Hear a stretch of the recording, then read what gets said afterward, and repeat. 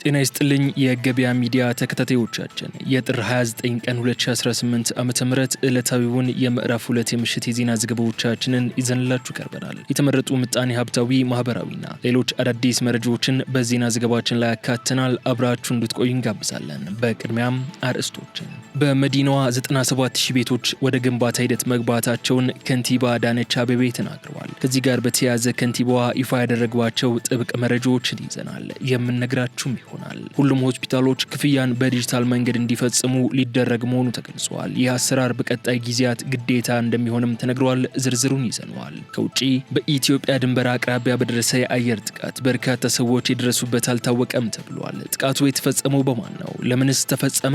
አብራችሁን ስትቆዩ የምታደምጡት ይሆናል። በሩሲያ መዲና ላይ በተፈጸመ ጥቃት አንድ የሩሲያ ከፍተኛ ወታደራዊ ጄኔራል ክፉኛ ቆስለው ሆስፒታል መግባታቸው ተገልጿል። ከዚህ ጥቃት ጋር በተያያዘ የወጡ መረጃዎችን ይዘናል የምትሰሙት ይሆናል። ኢራን 2000 ኪሎ ሜትር ርቀት ላይ ያለን ኢላማ መምታት የሚችለውን አዲስ አስፈሪ ሚሳኤል በይፋ ወደ ስራ ማስገባቷን ተከትሎ በመካከለኛው ምስራቅ ያለው ውጥረት አይሏል። ከዚህ ጋር በተያያዘ የወጡ አነጋጋሪና አስገራሚ መረጃዎችን ይዘናል። እስከ ዜና ዘገባችን ፍጻሜ ድረስ አብራችሁን ስትቆዩ የምታደምጧቸው ይሆናል። አሁን ወደ ዝርዝር መረጃዎች እንለፍ።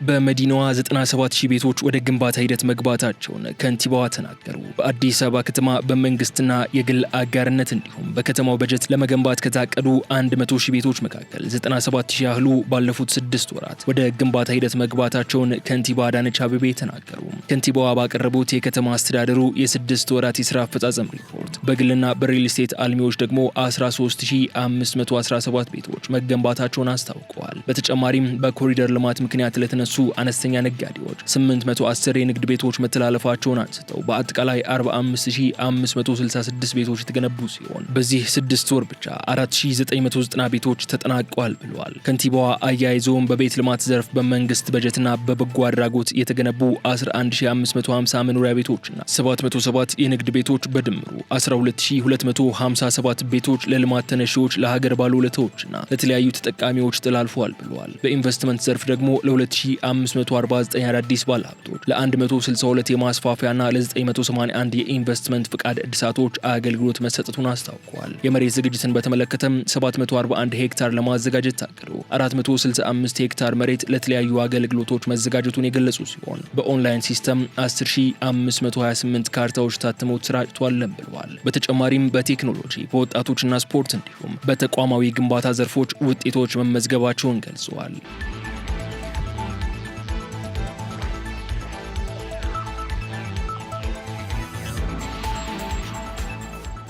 በኢትዮጵያ የሚገኙ ሁሉም ሆስፒታሎች ክፍያን በዲጂታል መንገድ እንዲፈጽሙ ሊደረግ መሆኑ ተገልጿል። በኢትዮጵያ የሚገኙ ሁሉም የመንግስትና የግል ሆስፒታሎች በያዝነው የፈረንጆቹ 2026 ዓመት ውስጥ ወደ ዲጂታል የክፍያ ስርዓት እንዲገቡ የጤና ሚኒስቴር መመሪያ ማስተላለፉን ብርሜትሪክስ ዘግቧል። ሚኒስቴሩ ይህንን ውሳኔ ያሳለፈው በጤናው ዘርፍ ያለውን የገንዘብ ዝውውር ግልጽነት ለማረጋገጥ፣ የገቢ አሰባሰብን ለማቀላጠፍና የታካሚዎችን እንግልት ለመቀነስ መሆኑን አሳውቀዋል። ይህ አዲስ አሰራር በ2025 የተጀመረውን የዲጂታል ክፍያ ሙከራ ወደ ሙሉ ትግበራ የሚያሸጋግር ሲሆን ታካሚዎች በሞባይል ባንኪንግ፣ በኤሌክትሮኒክስ ዋሌቶችና በሌሎች ህጋዊ የክፍያ አማራጮች አገልግሎቶች እንዲያገኙ ያስችላል። በጤና ሚኒስቴር የማኔጅመንት ዋና ስራ አስፈጻሚ የሆኑት ዶክተር አስናቀው አቅጂራ ለብርሜትሪክስ እንደገለጹት ሚኒስቴሩ ቀደም ሲል የደሞዝ ክፍያንና የህክምና መረጃዎችን ጨምሮ አብዛኞቹን ስርዓቶች ወደ ዲጂታል ቀይሯል ብለዋል። አሁን ላይ ተቋማቱ ከብሔራዊ ባንክ መመዘኛዎች ጋር ራሳቸውን እያስማሙ መሆኑና በዘንድሮ ዓመት ውስጥ ዲጂታል ክፍያ የግዴታ እንደሚሆንም አረጋግጠዋል። ይህ ፕሮጀክት የጤና ፋይናንስ ስርዓቱን ይበልጥ ጠንካራ ከማድረጉም በላይ የመድኃኒት አቅርቦት ሰንሰለትን ከወረቀት ንክኪ ነጻ በማድረግ ረገድ ትልቅ ሚና እንደሚጫወትም ተናግረዋል። እንደ ስራ አስፈጻሚው ገለጻ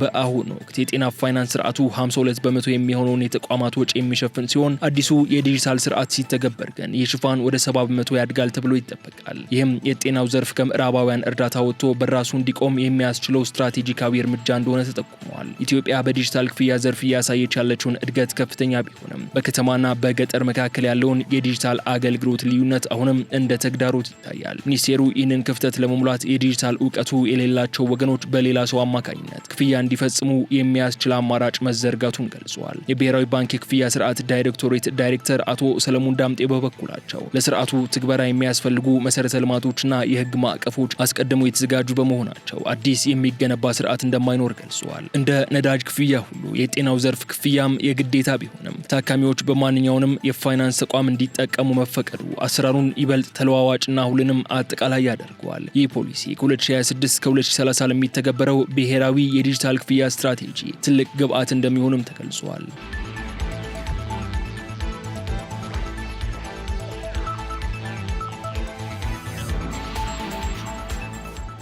የውጭ ሀገር ስራና ሰራተኛ አገናኝ የኤጀንሲ ፍቃድ ምዝገባ ተጀመረ። የስራና ክህሎት ሚኒስቴር በውጭ ሀገር ስራ ስምሪት የዜጎችን መብት ደህንነትና ሁለንተናዊ ተጠቃሚነት ያረጋገጠ ለማድረግ ሰፊ የሪፎርም ስራዎችን ሲሰራ መቆየቱን አስታውቀዋል። ይህን ተከትሎም አዲስ የዘርፉን እሳቤ ያማከለና ወቅቱን ያዋጀ የውጭ ሀገር ስራ ስምሪት አዋጅ 1389/2017 የጸደቀ ሲሆን የዘርፉ ተዋናዮች በቂ የዝግጅት ጊዜ እንዲኖራቸው ይህንን አዋጅ ወደ ስራ ለማስገባት የቅድመ ዝግጅት ስራዎች ሲከናወኑ መቆየታቸውን ገልጸዋል። ስለሆነም አሁን ላይ ለዘርፉ ተዋናዮች የተሰጠው የዝግጅት ጊዜና የቅድመ ዝግጅት ስራዎች ሙሉ በሙሉ የተጠናቀቁ በመሆኑ በአዲሱ አዋጅ መሰረት ሚኒስቴር መስሪያ ቤቱ የፍቃድ ምዝገባ መጀመሩን አስታውቋል። በዚህም በኤጀንሲ ደረጃ 1 እና በደረጃ 2 ላይ ፍቃድ ለማውጣት ለተዘጋጁ አዲስ ተመዝጋቢ ኤጀንሲዎች በአዋጁ መሰረት ለመያዣ የተቀመጠውን ገንዘብ በኢትዮጵያ ንግድ ባንክ ከትናንት ማለትም ከጥር 28 ቀን 2018 ዓ.ም ጀምሮ በኢትዮጵያ የስራ ገበያ መረጃ ስርዓት በመላክ መመዝገብ እንደሚችሉ ማስታወቁን ከሚኒስቴር መስሪያ ቤቱ የተገኘው መረጃ ያመለክታል።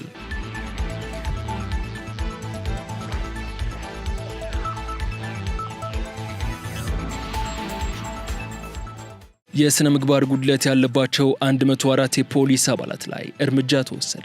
ባለፉት 6 ወራት ብቻ በስነ ምግባር ብልሽትና በሰብአዊ መብት ጥሰት የተሳተፉ 104 የፖሊስ አባላት ከስራ እንዲሰናበቱ መደረጉን የአዲስ አበባ ፖሊስ ጠቅላይ መምሪያ አዛዥ ኮሚሽነር ጌቱ አርጋው ገልጸዋል። ኮሚሽነሩ ይህንን የተናገሩት በአዲስ አበባ ከተማ ምክር ቤት 5ኛ ዓመት የስራ ዘመን 2ኛ መደበኛ ጉባኤ ላይ ከምክር ቤቱ አባላት የተነሱ ጥያቄዎች ምላሽ ሲሰጡ ነው። በምላሻቸውም እርምጃው የተወሰደው በተደጋጋሚ ትምህርት ሰጥቷቸው ሊታረሙ ባልቻሉና ህዝብን ታማኝነት ማገልገል ባልቻሉ አባላት ላይ መሆኑን አብራርተዋል። ተቋሙን በቴክኖሎጂና በሰው ኃይል ለማዘመን እየተከናወነ ባለው የሪፎርም ስራም ከፖሊስ አገልግሎት ተቃራኒ የሆኑ ተግባራትን በፈጸሙ አባላት ላይ እርምጃ መወሰዱንም ገልጸዋል። ከተሽከርካሪ ታርጋ መፍታት ጋር ተያይዞ ለሚነሱ ቅሬታዎች ምላሽ የሰጡት ኮሚሽነር ጌቱ ይህንን አሰራር በዘላቂነት ለማስቀረት የታርጋ ለውጥ እየተደረገ መሆኑን ተናግረዋል። ቴክኖሎጂን መሰረት ያደረገ አዲስ የታርጋ ለውጥና የቁጥጥር ስራ መጀመሩን በመጥቀስ ከዚህ በኋላ ታርጋ በመፍታት ሂደት የሚወሰዱ እርምጃዎች እንደሚቀሩና በዘመናዊ የቴክኖሎጂ ቁጥጥር እንደሚተኩ አስረድተዋል። ከህገወጥ ስደተኞች ቁጥጥር ጋር በተያያዘም ከኢሚግሬሽን ከፌዴራል ፖሊስና ከሌሎች ባለድርሻ አካላት ጋር በመቀናጀት ህጋዊና አስተዳደራዊ እርምጃዎችን እየተወሰዱ መሆኑን ኮሚሽነሩ ገልጸዋል። በአጠቃላይ ፖሊስን አዲስ አበባን የሚመጥን በቴክኖሎጂ የተደገፈና በህዝብ አመኔታን ያተረፈ ተቋም ለማድረግ የሚከናወነው የሪፎርም ተግባር ተጠናክሮ እንደሚቀጥል አረጋግጠዋል።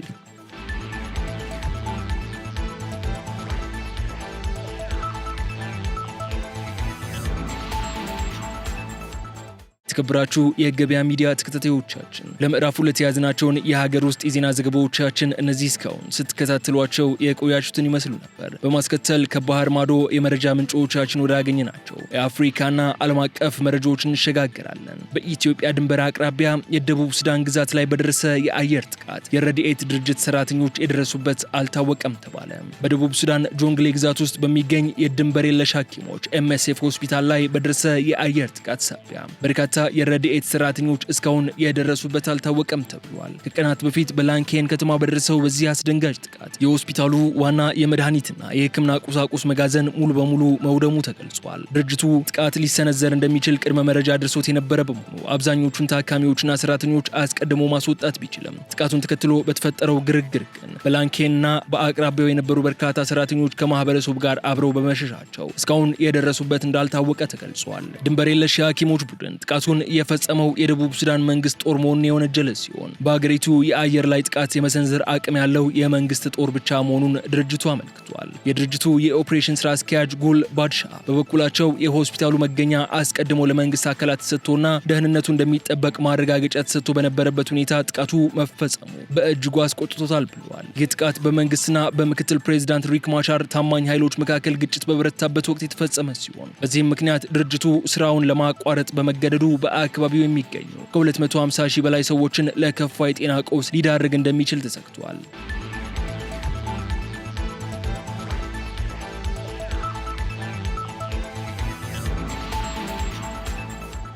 በሩሲያ ከፍተኛ ወታደራዊ ጀነራል ላይ የግድያ ሙከራ ተፈጸመ። የሩሲያ ወታደራዊ የስለላ ድርጅት GRU ምክትል ዳይሬክተር ሌተናል ጀነራል ቭላዲሚር አሌክሴቭ ትላንት ምሽት በሞስኮ በሚገኘው መኖሪያ ቤታቸው ደጃፍ ላይ ማንነቱ ባልታወቀ ታጣቂ በተከፈተባቸው ተኩስ በጥይት ተመተው በጽኑ ሁኔታ ላይ እንደሚገኙ የሩሲያ ደህንነት ምንጮች ዋቢን በማድረግ ዘ ጋርዲያን ዘግቧል። ጀነራሉ ጥቃቱ እንደደረሰባቸው ወዲያውኑ ወደ ከፍተኛ የሕክምና ማዕከል የተወሰዱ ሲሆን በአሁኑ ወቅትም በከባድ ሁኔታ ላይ ሆነው በሕክምና ባለሙያዎች ከፍተኛ ክትትል የተደረገላቸው እንደሚገኝ ተገልጿል። የሩሲያ የምርመራ ኮሚቴ እንደገለጸው ጥቃቱ የተፈጸመው ጄኔራሉ በመኖሪያ ቤታቸው መግቢያ አካባቢ ላይ በነበሩበት ወቅት ሲሆን ጥቃት አድራሹ ከቦታው ማምለጥም ችሏል። የጸጥታ ኃይሎች በሞስኮና አካባቢው ሰፊ አሰሳ ስራ እያከናወኑ ቢሆንም እስካሁን ድረስ ግን በቁጥጥር ስር የዋለ ተጠርጣሪ የለም ተብሏል። ኮሚቴው ድርጊቱን በመንግስት ባለስልጣን ህይወት ላይ የተቃጣ የግድያ ሙከራ በሚል የወንጀል መዝገብ ከፍቶ ምርመራውን በከፍተኛ ደረጃ እያካሄደ መሆኑን አስታውቋል። ይህ የግድያ ሙከራ የተፈጸመው በሩሲያና በዩክሬን ተወካዮች መካከል በአቡዳቢ የሰላም ድርድር እየተካሄደ ባለበት ወቅት መሆኑ ጉዳዩን ዲፕሎማሲያዊ መልክ እንዲይዝ አድርጎታል። አንዳንድ የክሬምሊን ደጋፊ የሆኑ የፖለቲካ ተንታኞችና ባለስልጣናት ጥቃቱን የሰላም ሂደቱን ለማደናቀፍ የታለመ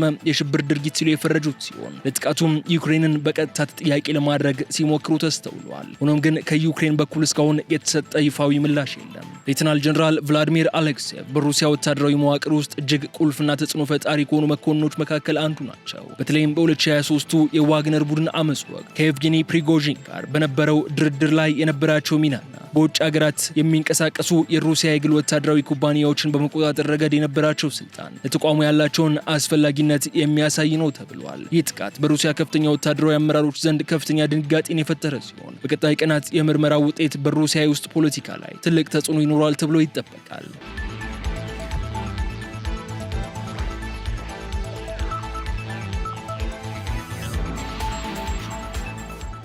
ኢራን 2000 ኪሎ ሜትር ርቀት ላይ ያለን ኢላማ መምታት የሚችለውን አዲስ ሚሳኤል በይፋ ወደ ስራ ማስገባቷን አስታወቀች።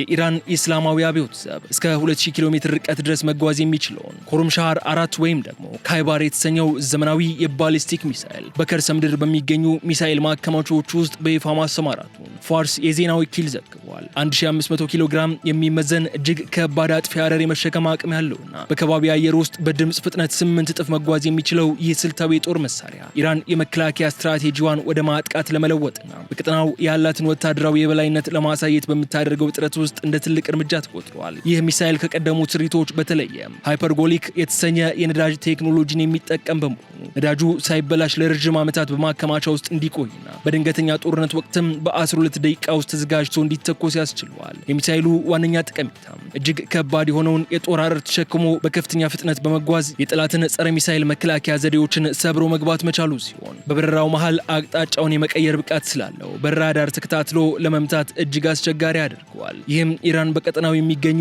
የአሜሪካ የጦር ሰፈሮችንና የአየር መከላከያዎችን በቀላሉ ማጥቃት የምትችልበትን አቅም ሰጥቷታል። ይህ ወታደራዊ እንቅስቃሴ የተከናወነው አሜሪካና ኢራን በኦማን እጅግ ወሳኝ የተባለን የኒውክሌር ድርድር በጀመሩበት ወቅት በመሆኑ ጉዳዩን ከፍተኛ ፖለቲካዊ ትርጉም እንዲኖረው አድርጎታል። ድርድሩ የሚካሄደው ባለፈው ሰኔ ወር ላይ እስራኤል በኢራን የኒውክሌር ማዕከላት ላይ ጥቃት ከሰነዘረች በኋላና በሁለቱ ሀገራት መካከል ያለው ግንኙነት እጅግ በሻከረበት ሁኔታ ውስጥ ተኩል ነው። ዋሽንግተን የኢራንን የሚሳኤል ፕሮግራም በድርድሩ ውስጥ እንዲካተት ብትወተውትም ቴህራን ግን ሚሳኤሏን በድርድር ጠረጴዛ ላይ እንደማታቀርብና የሀገሪቱን ሉዓላዊነት የሚያስከብር የጦር መሳሪያ መሆኑን አረጋግጣለች። አሜሪካ በፋርስ ባህረ ሰላጤ USS አብርሃም ሊንከን የተሰኘውን ግዙፍ የአይሮፕላን ተሸካሚ መርከብን ጨምሮ ከፍተኛ ወታደራዊ ኃይል እያሰፈረች ባለችበት በዚህ ወቅት ኢራን የረጅም ርቀት ተወንጫፊ ሚሳኤል ይፋ ማድረጓ ለዋሽንግተን ግልጽ ወታደራዊ መልእክት ለማስተላለፍ የታለመ ነው ተብሏል። ድርድሩ በኦማን አሸማጋይነት ቢጀመርም ቴህራን ይህ ሚሳኤል ማሳየቷ የዲፕሎማሲው ሂደት ቢከሽፍና ወታደራዊ ግጭት ቢከሰት ዝግጁ መሆኗን የምታሳይበት ስልታዊ እርምጃ ተደርጎም ተወስዷል ሲል ሚድል ኢስት ሞኒተር ዘግቧል።